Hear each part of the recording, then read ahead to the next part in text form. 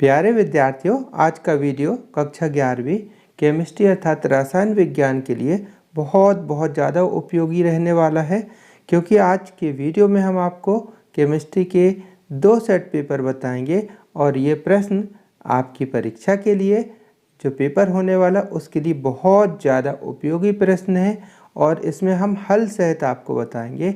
मुख्य बात यह है समझाते हुए हल करके बताएंगे ताकि आप इन्हें सीख भी सकें और इनसे जो प्रश्न आते हैं इस प्रकार से यदि तो आप अवश्य उसका लाभ उठा सकें। तो वीडियो पूरा देखिएगा और हाँ, जल्दी से जल्दी अपने दोस्तों तक शेयर भी कीजिएगा ताकि इस वीडियो का लाभ सभी को मिल सके। और चैनल की प्लेलिस्ट पर देखिएगा, उपयोगी वीडियो, अन्य वीडियो भी उपलब्ध हैं। तो चलिए सबसे पहले शुरू करते हैं, सही विकल्प देखते हैं। तो पहला प्रश्न, सही विकल्प में पदार्थ के 1 मोल में परमाणुओं की संख्या कितनी होती है? तो प्यारे विद्यार्थियों, इसका सही उत्तर है 6.023 × 10⁻23 इतने परमाणु होंगे, है ना, 1 मोल में। फिर इसके बाद है NTP, natural temperature and pressure, सामान्य दाब पर 1 मोल गैस का आयतन कितना होता है? आयतन कितना होता है? तो इसमें देखिएगा चारों विकल्प जो दिए गए हैं, तो ये प्रश्न बहुत बार आया, इसका उत्तर आ जाएगा 22.4 लीटर। ठीक है। फिर अब तीसरा प्रश्न देखते हैं। तीसरा प्रश्न है क्लोराइड माइनस, मतलब minus ion, chloride minus ion, ये क्लोरीन नहीं बोलते, आयन है चूँकि ये क्लोराइड आयन में इलेक्ट्रॉनों की संख्या कितनी होगी? प्यारे विद्यार्थी, क्लोरीन होता तो 17 होती, लेकिन यह क्लोराइड आयन है अर्थात 1 इलेक्ट्रॉन ले लिया है परमाणु ने, तो 1 इलेक्ट्रॉन बढ़ गया, यानी इसमें कितने इलेक्ट्रॉन आएंगे? 18, है ना। इसका उत्तर आएगा 18। ठीक है। फिर इसके बाद है ये चौथे नंबर का क्वेश्चन देखते हैं। चौथे नंबर के क्वेश्चन में पूछा जा रहा है कि रदरफोर्ड के प्रयोग में किस धातु पर अल्फा कणों की बौछार की गई? तो यहाँ AU आ जाएगा, गोल्ड, है ना। तो ये इसका द नंबर का उत्तर सही है। इसके बाद आगे देखते हैं। यहाँ देखिएगा 5वां, आवर्त सारणी में समूह अथवा वर्ग में ऊपर से नीचे जाने पर प्रायः क्या होता है? तो परमाणु आकार बढ़ता है ना, क्योंकि त्रिज्या भी बढ़ती है। ठीक है। तो ये हो गया। अब इसके बाद है इसमें ये देखिएगा 6वां क्वेश्चन है कि कौन सी गैस उत्कृष्ट गैस है? तो आप समझ सकते हैं, ये देखिए सोडियम वगैरह तो गैस ही नहीं है, यहाँ पर नियॉन आएगा। ठीक है ना, उत्कृष्ट गैस नियॉन, आर्गन, क्रिप्टॉन वगैरह, तो यहाँ पर नियॉन आएगा उत्कृष्ट गैस में। ठीक है। फिर इसमें अब आगे देखते हैं जो 7वां है कि ये जो अभिक्रिया दी गई है, अमोनिया बनाने की विधि असल में ऊष्मक्षेपी अभिक्रिया है। किस अवस्था में अमोनिया का संश्लेषण अधिक होगा? अमोनिया निर्माण की हैबर विधि में आपने पढ़ा होगा, तो इसका आंसर आएगा, स नंबर का उत्तर आएगा, निम्न ताप और उच्च दाब पर। तो ये हो गए सही विकल्प। अब देखते हैं, मैं वैसे दूसरा सेट भी आपको बताऊंगा, पर पहले एक सेट कंप्लीट हो जाए। तो अब इसके बाद देखेंगे अन्य क्वेश्चन, रिक्त स्थान वगैरह। तो यहाँ देखते हैं, रिक्त स्थान की पूर्ति कीजिए। पहला है, एक रासायनिक अभिक्रिया के अंत में अभिकारक का कुल द्रव्यमान परिवर्तित नहीं होता। तो द्रव्यमान परिवर्तित नहीं होता है ना, अभिकारक का कुल द्रव्यमान परिवर्तित नहीं होता। फिर इसमें लिखा हुआ है यहाँ पर क्या है कि स्थिर दाब पर किसी तंत्र की संपूर्ण ऊष्मा को क्या कहते हैं? एंथैल्पी। तो इसमें खाली स्थान में एंथैल्पी आएगा। अब इसके बाद है तीसरा, 1 मोल पदार्थ को जलाने पर उत्सर्जित होने वाली ऊष्मा की मात्रा को क्या कहते हैं? दहन ऊष्मा कहते हैं। ठीक है, दहन ऊष्मा। फिर इसके बाद है नाइट्रोजन अणु में खाली स्थान पाईबंद होते, तो 2 आएगा। ठीक है। फिर एल्काइन का सामान्य सूत्र होता है CnH2n-2। आप लोगों को मालूम होना चाहिए, एल्केन का सामान्य सूत्र में CnH2n+2, एल्कीन में होता है CnH2n और एल्काइन में हो जाता है CnH2n-2। ठीक है। फिर इसके बाद है यहाँ पर देखिएगा वह प्रक्रम जिसमें इलेक्ट्रॉन का त्याग करना होता है तो ऑक्सीकरण कहलाता है, इलेक्ट्रॉन ग्रहण करना अपचयन कहलाता है। ठीक है। तो यहाँ पर ऑक्सीकरण आएगा। फिर मार्स गैस में मुख्यतः कौन सी गैस होती है? तो मीथेन गैस होती है। तो ये हो गया रिक्त स्थान की पूर्ति कीजिए। इसी स्तर के आप अन्य भी तैयार कर लीजिएगा। अब देखिए यहाँ पर सही जोड़ी यानी कॉलम मैच करने वाले क्वेश्चन, तो यहाँ पर आप देख लीजिएगा, यहाँ पर ए कॉलम ये बी कॉलम, इन दोनों को मैच करके हमने यहाँ पर इनका सही उत्तर लिख दिया गया है। जैसे समझाने के लिए बताऊं कि परमाणु भार पर आधारित आवर्त सारणी, तो क्या कहलाएगी, परमाणु भार पर आधारित आवर्त सारणी मेंडलीव की आवर्त सारणी थी, और परमाणु क्रमांक पर आधारित सारणी आधुनिक आवर्त सारणी है। ठीक है, फिर इसके बाद है तीसरा उप सहसंयोजक बंध यानी कि इलेक्ट्रॉन युग्म का दान करना। ठीक है, ये हो गया। अब इसके बाद है आयनिक बंध यानी इलेक्ट्रॉनों का स्थानांतरण। ठीक है, इसमें आएगा इलेक्ट्रॉनों का स्थानांतरण। फिर है द्रव अनुपाती क्रिया का नियम, तो इसमें आएगा गुल्डबर्ग के एवं बागे, ये आ जाएगा द्रव, मतलब इन्होंने ये नियम दिया, ये बी नंबर का गुल्डबर्ग एवं बागे ने, तो ये हो गया। फिर इसके बाद नाइट्रोजन का आकलन करने की विधि, तो जेल्डॉल विधि कहलाती है, जेल्डॉल विधि। ठीक है, ये जेल्डॉल विधि आ जाएगी इसमें। फिर इसमें लैक्टिक अम्ल, तो लैक्टिक अम्ल एक प्रकार का असममित अम्ल है। ठीक है, तो ये इसमें सी नंबर का आएगा। तो ये हो गए आपके कौन से सही जोड़ी। अब आगे देखते हैं एक शब्द एक वाक्य में उत्तर वगैरह। यहाँ देखिए पहला क्वेश्चन है, परम शून्य ताप पर किसी क्रिस्टलीय पदार्थ की एंट्रोपी कितनी होती है, तो शून्य होती है। ठीक है, फिर ठोस के द्रव में बदलने पर एंट्रोपी में क्या परिवर्तन होता है, एंट्रोपी में वृद्धि हो जाती है, आंसर हो गया। फिर है BeCl2 यानी बेरिलियम क्लोराइड अणु में कौन सा संकरण होता है, तो sp संकरण होता है। फिर इसके बाद है नाइट्रोजन अणु में बंधन क्रम बॉन्ड ऑर्डर का मान कितना होता है, तो 3। ठीक है, फिर बेंजीन अणु में पाई इलेक्ट्रॉनों की संख्या कितनी होती है, तो 6 इलेक्ट्रॉन होते हैं। ठीक है, पाई इलेक्ट्रॉनों की संख्या, पाई बंधों की संख्या नहीं पूछी है, पाई बंध की संख्या तो 3 पाई होता है, 3 पाई बंध, यह इलेक्ट्रॉनों की संख्या पूछी इसलिए 6 इलेक्ट्रॉन। ठीक है, फिर इसके बाद है एथाइन में चक्रीय बहुलीकरण से क्या बनता है, एथाइन के चक्रीय बहुलीकरण से क्या बनता है, तो बेंजीन बनता है। ठीक है, फिर अगला क्वेश्चन है इसमें, कोल्बे की विद्युत अपघटनी विधि का उत्पाद क्या होता है, तो एल्केन होता है। ठीक है, तो ये हो गए आपके एक शब्द वाले उत्तर। अब देखते हैं, देखिए 2-2 अंक वाले क्वेश्चन में पहला है सीमांत अभिकारक क्या है, तो देखिएगा जो अभिकारक जो होते हैं यानी अभिकर्मक भी कह सकते हैं आप, तो वह अभिकर्मक या वह अभिकारक जो रासायनिक अभिक्रिया पूर्ण होने पर पूर्ण रूप से समाप्त हो जाता है, सीमांत अभिकारक कहलाता है। ठीक है, आप समझ गए होंगे कि अभिक्रिया अगर पूरी संपन्न हो गई तो उस स्थिति पर जो अभिकर्मक है वो भी पूरा समाप्त हो जाना चाहिए, तो ऐसा अभिकर्मक या ऐसा अभिकारक सीमांत अभिकारक कहलाता है। फिर अगला इसका अथवा है मोल संकल्पना क्या है, तो मोल संकल्पना यह रसायन विज्ञान की मौलिक अवधारणा है जो किसी पदार्थ की मात्रा को उसके अणुओं, परमाणुओं या आयनों की संख्या के आधार पर बताती है। ठीक है, फिर इसके बाद क्वेश्चन में ये लिखा हुआ है कि किसी पदार्थ के अणु सूत्र और मूलानुपाती सूत्र में क्या संबंध होता है, तो प्यारे विद्यार्थियों अणुसूत्री सूत्र है कि अणु सूत्र बराबर मूलानुपाती सूत्र गुणित n। मैं समझने के लिए आपको बता दूं कि जो अणु सूत्र कहलाता है, अणु सूत्र वास्तविक सूत्र होता है, रियल सूत्र होता है। जैसे कि उदाहरण के लिए यहाँ पर C6H12O6 ये हो गया अणु सूत्र हो गया। ठीक है, लेकिन इसका जो सरल अनुपात वाला सूत्र होता है वो मूलानुपाती सूत्र है, यानी कार्बन, हाइड्रोजन और ऑक्सीजन किस अनुपात में है यहाँ पर, तो 1:2:1 में, तो ये जो बन गया ये मूलानुपाती सूत्र कहलाता है।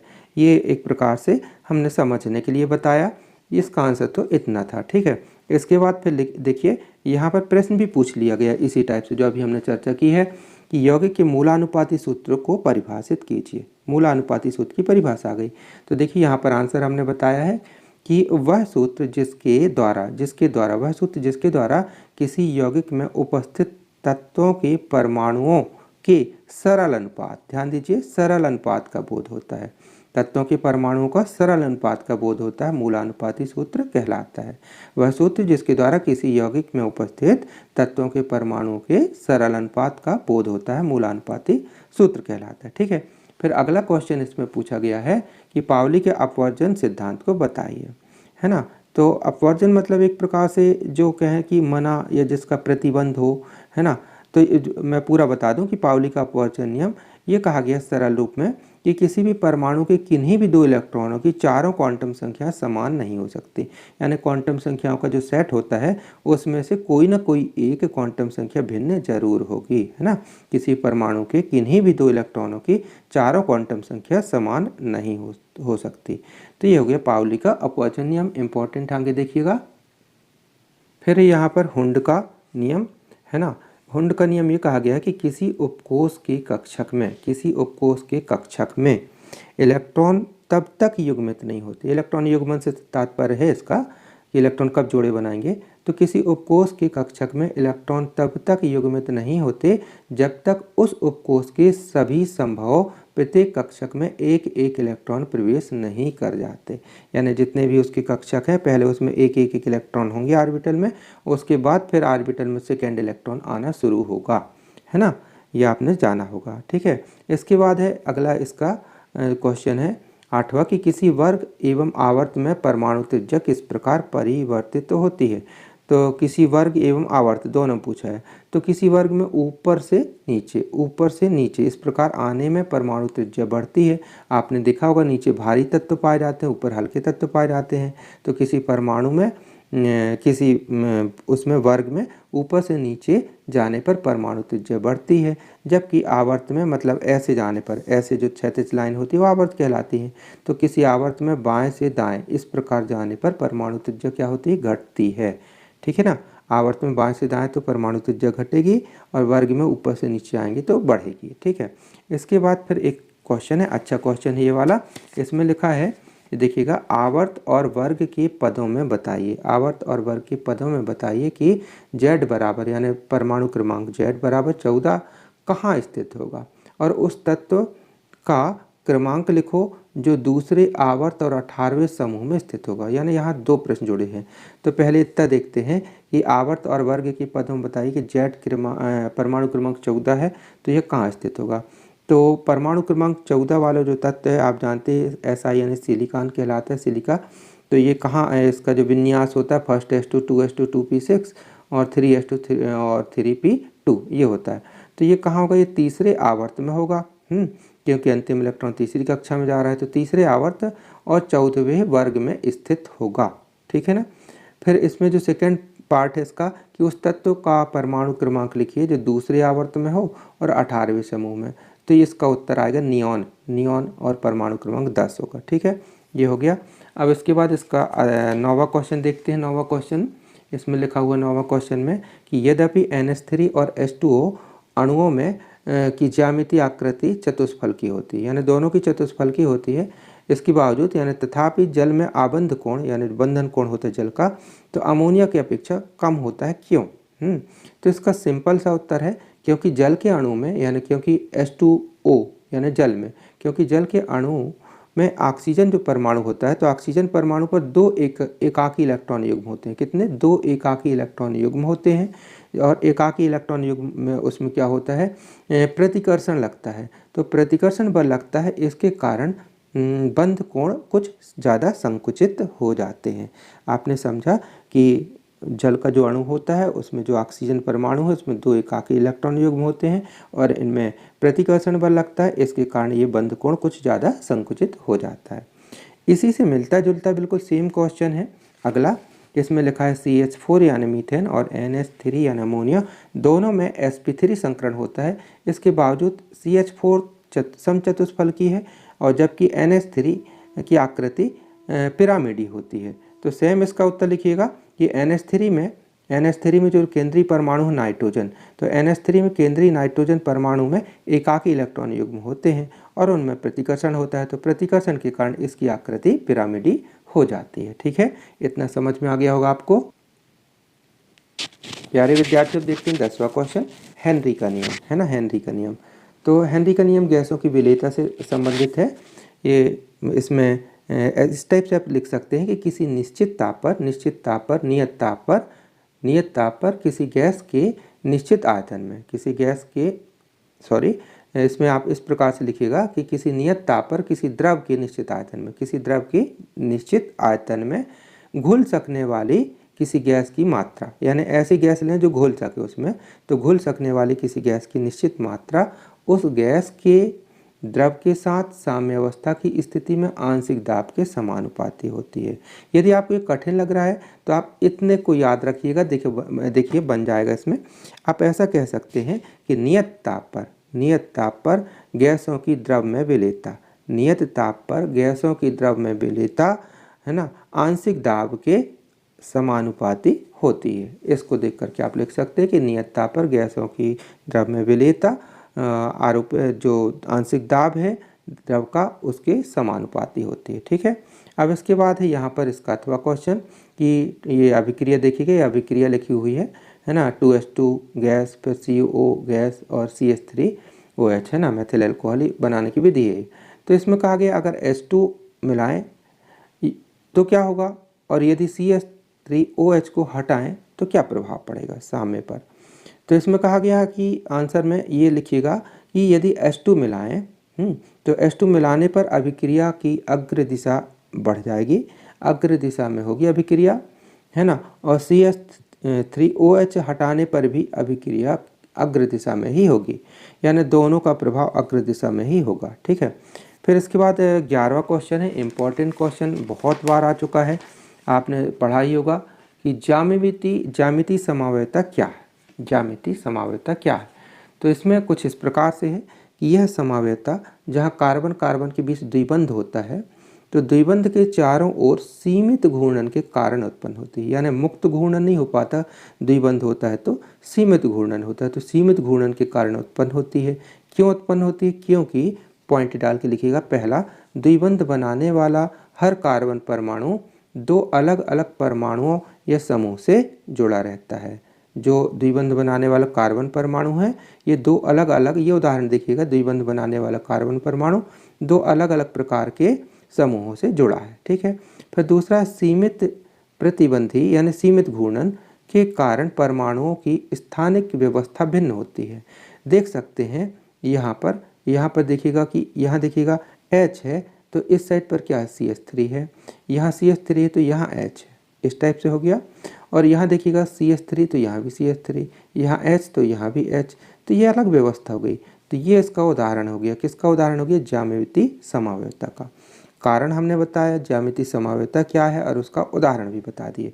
अब इसके बाद देखिएगा स्थान समवायता। स्थान समवायता को उदाहरण से समझाइए, है ना। तो स्थान समवायता स्थान में भिन्नता के कारण होती है। देखिएगा इसकी परिभाषा इस प्रकार से लिखिएगा कि कार्बनिक यौगिक में अणुसूत्र समान हो लेकिन कार्बन श्रृंखला से जुड़े हुए समूहों का जो स्थान होता है उनके स्थानों में भिन्नता के कारण उत्पन्न होने वाली समवायता को स्थान समवायता कहते हैं। कार्बनिक यौगिक या अणुसूत्र समान हो लेकिन कार्बन श्रृंखला में जुड़े हुए समूहों के स्थानों में भिन्नता के कारण उत्पन्न होने वाली समवायता स्थान समवायता कहलाती है। जैसे यहाँ पर एक उदाहरण दे सकते हैं, है ना, CH3 CH2 CH2 Cl, यहाँ पर पहला दूसरा तीसरे पहले नंबर पे है तो यहाँ पर आप बोल सकते हो इसको, अब ये दूसरा रूप बन गया, दूसरा तत्व बन गया। अब यहाँ पर अगर Cl यहाँ से हटा करके यहाँ जोड़ दें और H यहाँ कर दें, यानी इस टाइप से कर दें CH3 CHCl CH3 तो दूसरा बन जाएगा। तो इस प्रकार की समवायता स्थान समवायता कहलाती है। ठीक है। अब यहाँ देखिएगा और डिटेल में आप पढ़ सकते हैं, अब जो बहुत ज़्यादा डिटेल करेंगे तो समय लगेगा। यहाँ देखिएगा निम्नलिखित यौगिकों की संरचना सूत्र लिखिए, संरचना सूत्र दिए, सिर्फ सूत्र नहीं पूछा, संरचना सूत्र पूछिए। पहला बेंजल्डिहाइड, पहला बेंजल्डिहाइड, तो बेंजल्डिहाइड का सूत्र होता है C6H5CHO, है ना, यानी कि बेंजल्डिहाइड, लेकिन आपको संरचना सूत्र लिखना है। तो देखिए बेंजल्डिहाइड बनाने की ये संरचना सूत्र हो गया, पहले बेंजीन रिंग जोड़ा आपने ये, अब यहाँ से ये ग्रुप जोड़ दिया, फंक्शनल ग्रुप क्रियात्मक समूह CHO, ठीक है। तो ये क्या बन गया, ये बेंजल्डिहाइड का संरचना सूत्र हो गया। इसके बाद फिर कहा गया एसीटोन, एसीटोन यानी कि एसीटोन में से कौन सा एसीटोन पूछा गया है यहाँ पर, ये नाम नहीं दिया गया, आप कोई सा भी एसीटोन दे सकते हैं। तो देखिए एसीटोन यानी यहाँ पर देखिए ये हमने लिखा है, ये एसीटोन, ये देखिएगा एक कार्बन के कितने होते, 4 होते ना, तो 1 2 3 और यहाँ पर H और आएगा, यहाँ पर एक H और आएगा, ये तो ये हो जाएगा CH3, ठीक है। फिर यहाँ पर कितने का ऑक्सीजन पे, ये बीच वाला जो है ना कार्बन, इसके कितने बंद हो गए, 1 2, और यहाँ पर ऑक्सीजन के साथ 3 4, ये यहाँ पर H नहीं आएगा, ठीक है। ये अब यहाँ पर देखिए क्या बन गया, ये CH3 CH3 CO। तो इस प्रकार से क्या हो गया, ये एसीटोन की संरचना हो गई, एसीटोन की संरचना हो गई, CH3 CO CH3, ठीक है। अब इसके बाद है इसमें क्या लिखना है आपको, एथाइल एसीटेट, एथाइल एस्टेट। तो एथाइल एस्टेट की संरचना हमने ये लिखी है, आप देख लीजिएगा, है ना। CHHH, फिर CO द्विबंध, फिर O पे CHH, यहाँ पर CH3, इस टाइप से। फिर इसके बाद है एसीटामाइड। तो एसीटामाइड एमाइड ग्रुप कहलाता है, ये इसकी संरचना सूत्र कहाँ है, ये पूरे देखिएगा, एस्टामाइड, ये है एस्टामाइड, ठीक है। ये अब इसके बाद लिखा है निम्नलिखित यौगिकों के IUPAC नाम लिखिए। तो यहाँ पर देखिए ये जो है, तो इसका नाम आ जाएगा मतलब propane two all, propane 3 carbon है इसमें ना, तो प्रोपेन टू ऑल कह सकते हैं आप इसको। और यहाँ से इसका आपको बताना है IUPAC नाम इसका। तो यहाँ पर देखेंगे काउंटिंग करना अपन को कहाँ से पड़ता है, जहाँ से क्रियात्मक समूह, तो 1 2 3 4, 4 कार्बन है ना, तो ब्यूटेन तो आएगा, तो ब्यूटेन आया। लेकिन 4 कार्बन तो हैं, पर यहाँ पर देखिएगा ये पहला दूसरा, दूसरे नंबर पे CH3 है, और फिर यहाँ पर पहला दूसरा तीसरा, तीसरे नंबर पे CH3 है, तो 2 CH3 ग्रुप हो जाए। तो इसका नाम आ जाएगा 2,3 डायमेथिल, 2,3 डायमेथिल ब्यूटेन, और 1 पहले नंबर के कार्बन पे क्रियात्मक समूह, तो 1 ऑल। नाम इसका लिखिएगा 2,3 डायमेथिल ब्यूटेन 1 ऑल। तो ये हो गया इसका IUPAC नाम सेकेंड वाले का, ठीक है, इस टाइप से 2,3 डायमेथिल ब्यूटेन 1 ऑल। अब इसके बाद देखिएगा 13वां क्वेश्चन, लीसा तेलिए का सिद्धांत क्या है, इस सिद्धांत का उपयोग करते हुए निम्नलिखित अभिक्रिया पर ताप, दाब और सांद्रता का प्रभाव स्पष्ट कीजिए। तो प्यारे विद्यार्थी, ये वाला क्वेश्चन आप कर लीजिएगा, क्योंकि कॉमन क्वेश्चन है, आपसे बनता भी होगा। फिर इसके बाद है ओस्टवाल्ड का नियम, ओस्टवाल्ड का नियम और pH मान और समायन प्रभाव, इनको समझाना है। ओस्टवाल्ड का नियम, pH मान, pH स्केल अम्लीयता क्षारीयता के लिए होता है जो, और समायन प्रभाव, ठीक है।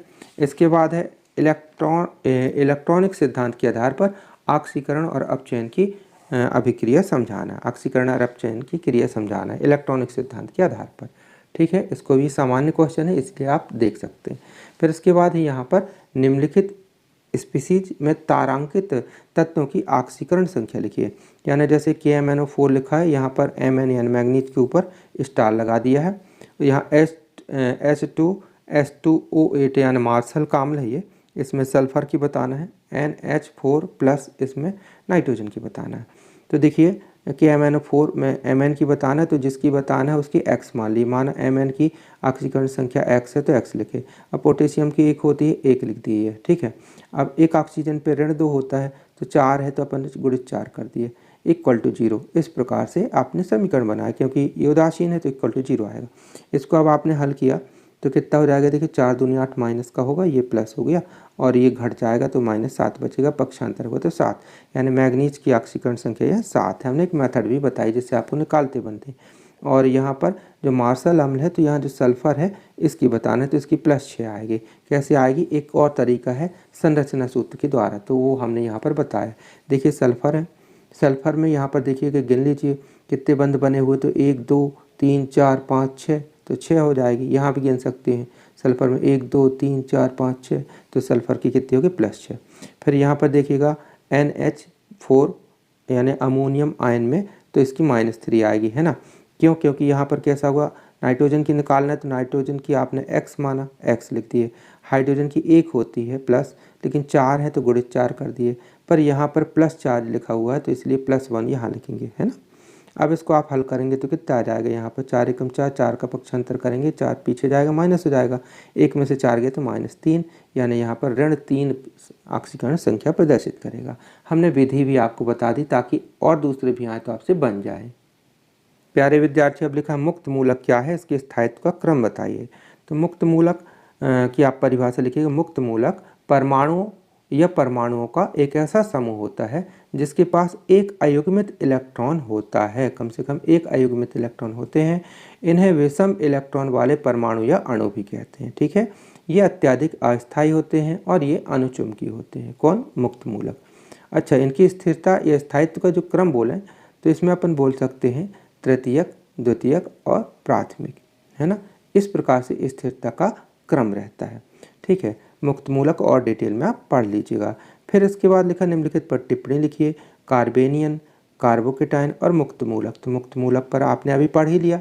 कार्बेनियन, इसके बारे में बताते हैं, यह ऋणात्मक आयन है। कार्बेनियम और कार्बोनियम में अंतर होता है ना, तो कार्बेनियन है ये, कार्बेनियन यह ऋणात्मक आयन है। इसमें कार्बन परमाणु ऋणात्मक रूप से आवेशित होता है। यह मध्यवर्ती पदार्थ है जो अस्थायी होता है और न्यूक्लियोफाइल के रूप में कार्य करता है, ठीक है। जबकि कार्बोकेटाइन यह धनावेशित होता है। यह धनावेशित कार्बनिक आयन है जो अत्यधिक प्रतिक्रियाशील होता है, जैसे CH3+ इत्यादि, ठीक है। तो ये कार्बोकेटाइन के बारे में हो गया। अब इसके बाद प्यारे विद्यार्थी ये प्रश्न आप देखिएगा, ये प्रश्न हकल का नियम, हकल का नियम, एरोमेटिक यौगिक कौन कौन सी, इसकी पहचान करने के लिए हकल ने एक नियम दिया कि वे चक्रीय यौगिक जिनमें 4n+2 पाई इलेक्ट्रॉन होते हैं, 4n+2 पाई इलेक्ट्रॉन होते हैं, एरोमेटिक यौगिक कहलाते हैं। n बराबर हो सकता है 1, 2, 3, 4, 5, 6 इत्यादि, ठीक है। तो अब इसमें यह भी कहा गया कि इनमें से कौन कौन से एरोमेटिक नहीं हैं। तो देखिए, तो बेंजीन बना हुआ तो ये एरोमेटिक है, ठीक है। ये भी एरोमेटिक है, तो ये नहीं है एरोमेटिक, ठीक है, ये एरोमेटिक नहीं है और ये भी एरोमेटिक नहीं है, जहाँ तक ये दोनों बस एरोमेटिक। अब देखते हैं यहाँ पर कि आप निम्नलिखित यौगिकों से बेंजीन को कैसे प्राप्त करेंगे। एथाइन से बेंजीन, सोडियम बेंजोएट से बेंजीन, फिनॉल से बेंजीन, इस टाइप से। तो एथाइन से, एथाइन यानी CH1 है ना, कार्बन कार्बन के बीच ट्रिपल बॉन्ड पाया जाता है। तो इसके 3 अणु लेकर के रक्त तप्त नली में 500 डिग्री तक गर्म करेंगे तो ये संयोजित होकर के 3 अणु यानी बेंजीन बना लेगा, ठीक है। ये इसका समीकरण लिख दिया हमने। फिर सोडियम बेंजोएट यानी कि बेंजीन रिंग और COONE सोडियम बेंजोएट हो गया।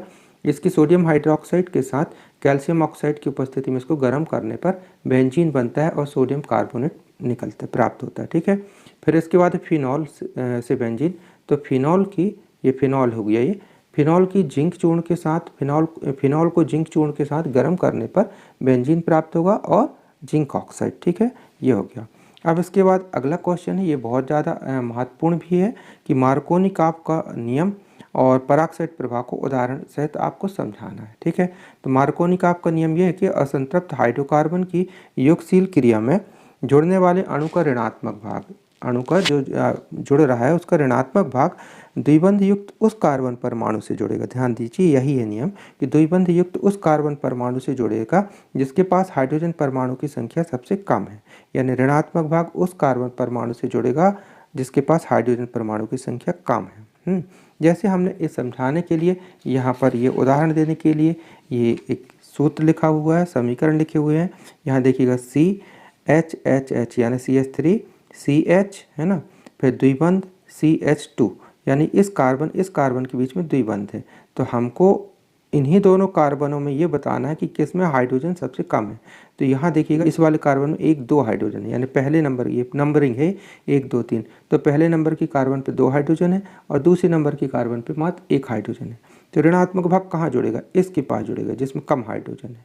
तो ये देखिएगा ये बंध टूटेगा, तो इस ये HBr, तो Br ऋणात्मक है तो Br यहाँ आ जाएगा और H यहाँ आ जाएगा, ठीक है।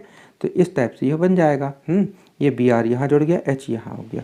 तो ये हो गया मार्कोनी-काप का नियम। फिर पराक्साइड प्रभाव के बारे में आप लिखिएगा कि किसी पराक्साइड की उपस्थिति में, है ना, द्विबंध युक्त हाइड्रोकार्बन पर जो यौगिक की क्रिया होती है वह मार्कोनी-काप के नियम के बिल्कुल विपरीत होती है। इसको खराश प्रभाव भी कहते हैं। इसका आप उदाहरण और बुक से भी देख सकते हैं, ठीक है, क्योंकि जनरल क्वेश्चन है, आपसे बनता ही होगा। फिर इसमें लिखा हुआ है एथीन और बेंजीन को की निम्नलिखित अभिक्रिया समझाइए। एथीन अथवा बेंजीन की निम्न क्रिया समझाइए। दहन, हाइड्रोजनीकरण और ओजोनीकरण। तो सामान्य बातें हैं, ये आपसे बनती होंगी। आगे देखते हैं। यहाँ देखिएगा क्वेश्चन है बोर परमाणु मॉडल को विस्तार से समझाइए और इसकी कमियाँ, ठीक है। ये बोर परमाणु मॉडल। फिर इसके बाद क्वांटम संख्या से आप क्या समझते हो, तो कह सकते हैं आप बहुत सरल परिभाषा कि किसी परमाणु के किसी इलेक्ट्रॉनों की सही स्थिति इत्यादि को व्यक्त करने के लिए जिन संख्याओं की आवश्यकता होती है, जिन 4 संख्याओं की आवश्यकता होती है, उन्हें क्वांटम संख्या कहते हैं। ये 4 प्रकार की होती है, मुख्य क्वांटम संख्या, दिगंशी क्वांटम संख्या, चुंबकीय क्वांटम संख्या, चक्रण क्वांटम संख्या, है ना। तो अब इसमें इतना लिखने के बाद ये भी पूछा है कि कार्बन के सभी 6 इलेक्ट्रॉन जो होते हैं उनकी क्वांटम संख्या इस सारणी में भरिए, है ना, बना करके लिखिए। तो कार्बन के परमाणु क्रमांक 6 हुआ, इसका विन्यास करेंगे तो फर्स्ट S2 2S2 2p2 हुआ, 2 2 4 2 6।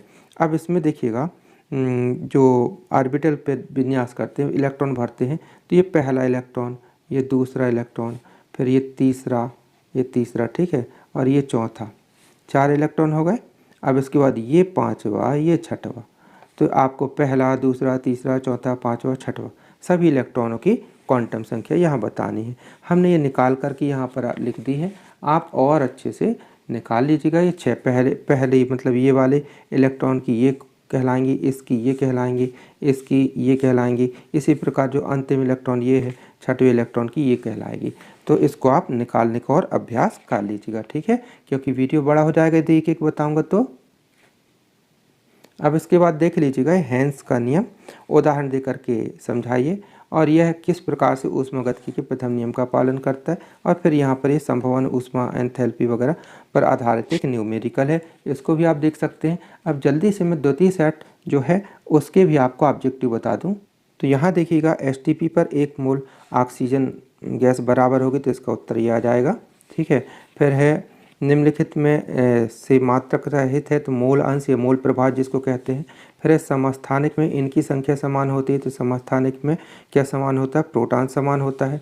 फिर अगला ऐसे तत्व जिनमें इलेक्ट्रॉन क्रमशः 4f कक्षकों में भरे जाते हैं क्या कहलाते हैं, तो लैंथेनाइट कहलाते हैं। फिर परमाणु क्रमांक 9, 17, 35, 53 और 85 वाले सभी तत्व क्या है, तो हैलोजन कहलाते हैं ये। फिर रेखीय अणु है, तो CO2 रेखीय अणु है। फिर इसके बाद हाइड्रोजन बंध उपस्थित होता है, तो हाइड्रोजन बंध H2O, जहाँ हाइड्रोजन होगा वहीं ना उपस्थित होगा, तो H2O में होता है। और यहाँ पर हाइड्रोजन और ऑक्सीजन हो तो वहीं पर उपस्थित होता है हाइड्रोजन बंध, तो इसमें H2O आएगा, ठीक है। अब इसके बाद है रिक्त स्थान की पूर्ति कीजिए, तो रिक्त स्थान की पूर्ति कीजिए में आप देखिएगा 18 ग्राम जल में मोलों की संख्या कितनी होती है, तो 6.022 × 10⁻23 होगी। फिर चुंबकीय क्वांटम संख्या क्या से संबंधित है, तो कक्षकों के अभिविन्यास से संबंधित है। SS अतिव्यापन से क्या बनेगा, सिग्मा बंध बनेगा। फिर रासायनिक बंधों के निर्माण के साथ ऊर्जा में उत्सर्जित होती है। फिर NaCl में खालिस्तान कौन सा बंध होता है, तो विद्युत संयोजी रासायनिक आबंध होता है। न्यूनतम गलनांक वाली धातु कौन सी है, सीजियम है। फिर खालिस्तान को रसायन विज्ञान का पिता कहते हैं, तो लेवोजिए को रसायन विज्ञान का पिता कहते हैं। अब आगे देखते हैं, यहाँ देखिएगा सही जोड़ी, तो उत्कृष्ट गैस तो नियॉन आ जाएगा। हीरे की संरचना त्रिविम चालक हैलोजन, हैलोजन के अंतर्गत क्लोरीन आएगा। CH4 में sp3 संकरण होता है। क्षारीय मृदा धातु कैल्शियम कहलाएगी। क्षार धातु पोटेशियम HCl गैस है, ठीक है। ये हो गया सही जोड़ी। इसके बाद एक शब्द एक वाक्य में उत्तर, तो परमाणु द्रव्यमान की मानक इकाई क्या है, AMU एटॉमिक मास यूनिट। फिर शुद्ध जल की मोलरता है 55.6 m। फिर आधुनिक आवर्त सारणी के प्रथम आवर्त में कितने तत्व हैं, तो 2 तत्व हैं। नाभिकीय आवेश में वृद्धि होने पर आवर्त में परमाणु त्रिज्या पर क्या प्रभाव पड़ता है, घटती है। फिर LCAO का पूरा नाम क्या है, linear combination of atomic orbitals, ठीक है। लोहे तांबे को उसके लवण के विलयन में से क्यों विस्थापित हो जाता है, चूँकि तांबा लोहे से कम क्रियाशील है। फिर जिनॉन डाइऑक्साइड में जिनॉन की ऑक्सीकरण संख्या यानी X की ऑक्सीकरण संख्या कितनी है, तो +6, ठीक है। फिर ये छोटे छोटे 2 नंबर के क्वेश्चन हैं, इसको देख लीजिएगा। स्थिर अनुपात का नियम, गेले-शॉक का नियम, सीमांत अभिकर्मक, सार्थक अंक गुणित अनुपात का नियम, है ना, मोल की परिभाषा, परमाणु क्रमांक की परिभाषा, परमाणु द्रव्यमान, क्वांटम संख्या, N+L नियम, ये सब छोटे छोटे क्वेश्चन हैं। इसके बाद देखिएगा 10वां क्वेश्चन है ना, फिर विकर्ण संबंध, उत्कृष्ट गैस की इलेक्ट्रॉन बंधुता शून्य क्यों होती है, हैलोजन तत्व की इलेक्ट्रॉन बंधुता, है ना, उच्च क्यों होती है। फिर ये यहाँ पर ये देख लीजिएगा पूरा पेपर, और आपवाऊ का नियम वगैरह, पाउली का नियम, समस्थानिक संभारिक कक्ष, कक्षक में अंतर, है ना, अणु कक्षक सिद्धांत। तो प्यारे विद्यार्थी, आप इन प्रश्नों को अच्छे से और अभ्यास कर लीजिएगा।